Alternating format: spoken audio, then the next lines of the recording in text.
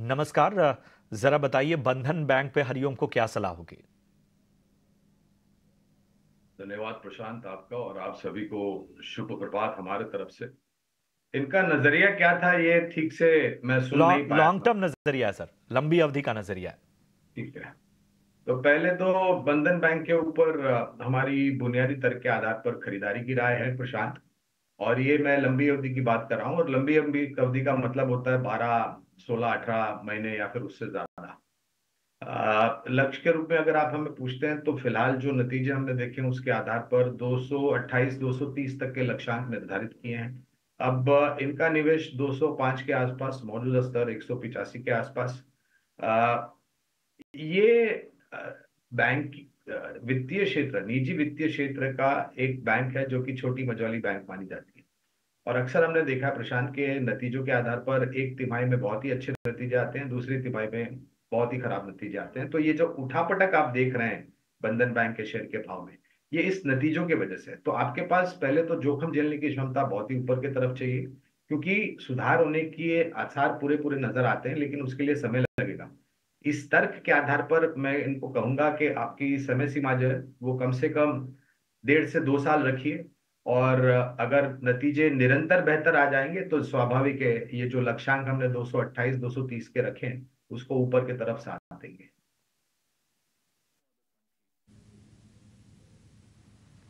ठीक है, तो ये है सलाह आपके शेयरों पर।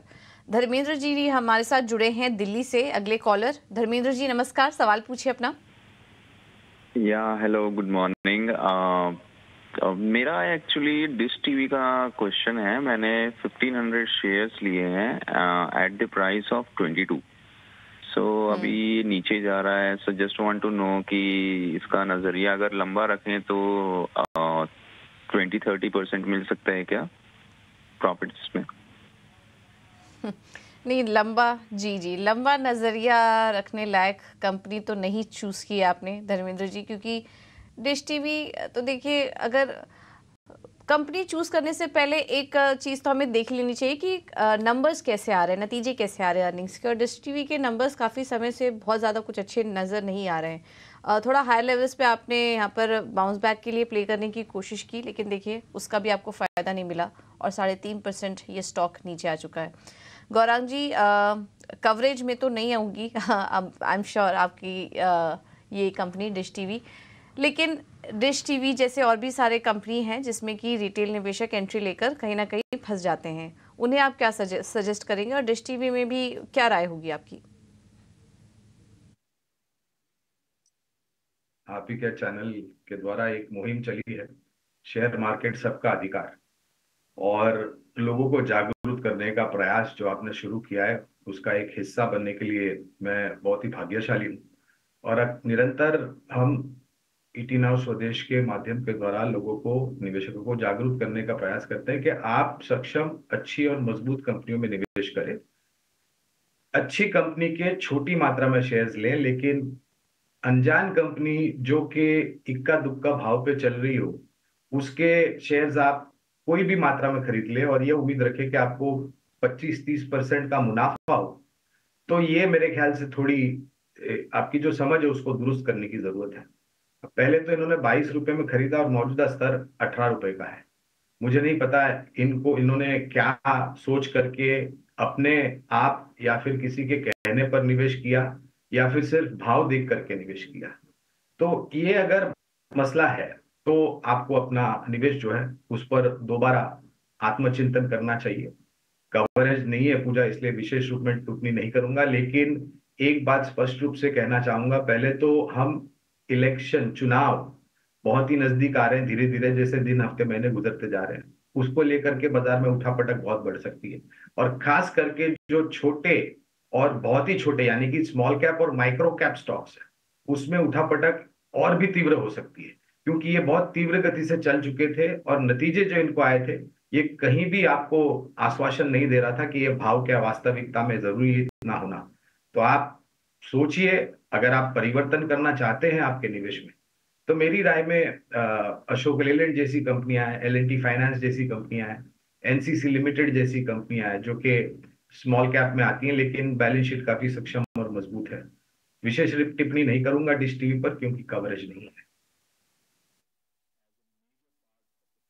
बहुत इंपॉर्टेंट बात आपने गौरांग जी यहाँ पर हमारे दर्शकों के लिए बताई कि अब इलेक्शन नज़दीक आ रहे हैं, small cap, micro cap, mid cap जैसी कंपनियों में उतार चढ़ाव भारी दिखेगा। तो रिटेल निवेशकों को ये सलाह है कि अच्छी कंपनियों में पैसा लगाएं, जिससे वो इस तरह के नुकसान से बच सकें। और अगर आप बेहतर कंपनियों में, तो निफ्टी 50 ब्लू चिप कंपनियां हैं, अच्छी बेहतर कंपनियां, बैलेंस शीट वाली कंपनियां हैं, अब वहां पर लार्ज कैप कंपनियों में आपके पैसे थोड़े सेफ रह सकते हैं। तो उन कंपनियों पर, अच्छी फंडामेंटल कंपनियों पर नजर रखिए। अभी फिलहाल इन कंपनियों से दूर रहने की सलाह, क्योंकि ऑलरेडी का तरीका है जिसके जरिए आप व्हाट्सएप पर अपने सवाल हमें टाइप कीजिए और भेजिए। हम आपके सवालों को इस खास मुहिम में शामिल करेंगे। अगर आपकी कॉमन क्वेरी भी है, शेयर बाजार से जुड़ी कुछ शंकाएं हैं, तो भी हम उसका समाधान करने की कोशिश करेंगे। चलिए, पहले जो दर्शक हैं वरुण शर्मा, इन्होंने लाइव यूट्यूब पर इस शो के दौरान ही कमेंट किया है। यूनियन बैंक के इनके पास 415 शेयर हैं, 121 के भाव पे इन्होंने लिया हुआ है। एक और इनका स्टॉक है कोल इंडिया। कोल इंडिया 396 पे लिया है, 103 शेयर इनके पास हैं। तो एक बार फिर स्पष्ट कर दूं, यूनियन बैंक 121 की खरीद है और कोल इंडिया 396 की खरीद है। मैं गौरांग सर आपके पास आना चाहूंगा, बताइए क्या करना चाहिए। वरुण को लाइव सवाल है इनका, यूनियन बैंक 121, कोल इंडिया 396।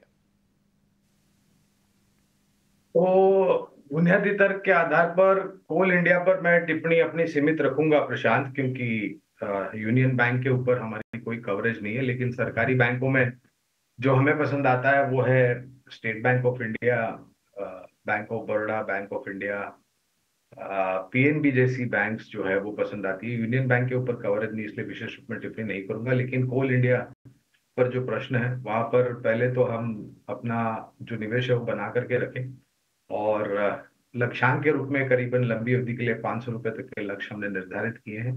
ये 500 रुपए का जो लक्ष्य है ये लंबी अवधि के लिए, और इसके लिए जो तर्क हमने लगाया है वो है सुधरता हुआ कोयले का खदान, और जो क्वालिटी आती है कोयले की उसमें भी सुधार हुआ है, और मांग को लेकर के भी थोड़ी बहुत स्थिरता लग रही है। ये ऑप्शन के द्वारा ज्यादा से ज्यादा रियलाइजेशन इनको होता है। तो अगर लंबी अवधि का नजरिया है तो कोल इंडिया में बने रहे के नजर के लिए कोल इंडिया में बने रहें। और चूंकि आपका सवाल यूनियन बैंक पे भी था, तो मैं कुणाल से उस पर राय लेता हूं। कुणाल, यूनियन बैंक पे राय दीजिए, 121 की खरीद है। जुलाई 2023 से लेके अब तक यूनियन बैंक ने एक बहुत ही अच्छी रुझान बताई। इनफैक्ट 73 के एक्सट्रीम बॉटम से ये काउंटर करीब करीब 160 तक पहुंचा है और एज ऑफ नाउ 145 पे चल रहा है। इसकी रुझान अभी भी पॉजिटिव है। इनफैक्ट ये करेक्शन के बाद भी इसे हम डाउन ट्रेंड नहीं मानेंगे। Reason being it's the part of the ongoing trend. So जब तक ये काउंटर 125 के नीचे नहीं जाता तब तक आई थिंक इसमें ट्रेंड बनी रहेगी।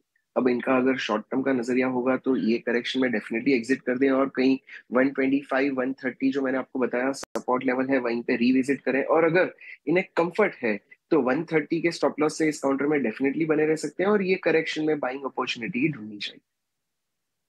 तो ये नजरिया आपके दोनों जुड़े हुए हैं। मुकेश जी नमस्कार, पहले तो ये बताइए कहां से बात कर रहे हैं। नमस्कार सर जी, मैं कोलकाता से बोल रहा हूँ सर। अरे वाह, तो कोलकाता से हमारे दर्शक जुड़े हुए हैं। पूछिए मुकेश जी, क्या जानना चाहते हैं।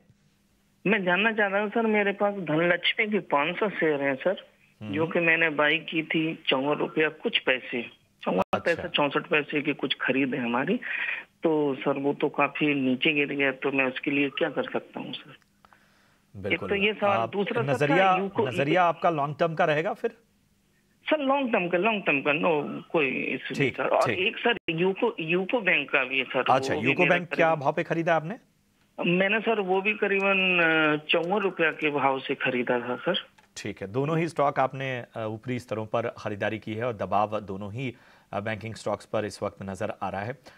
गौरांग सर, मैं आपके पास आना चाहूंगा। यूको बैंक और धनलक्ष्मी बैंक जरा व्यू दीजिए। दोनों स्टॉक इन्होंने ऊपरी स्तरों पर खरीदारी की है, 54-55 के लेवल पर दोनों ही स्टॉक में इनकी एंट्री है।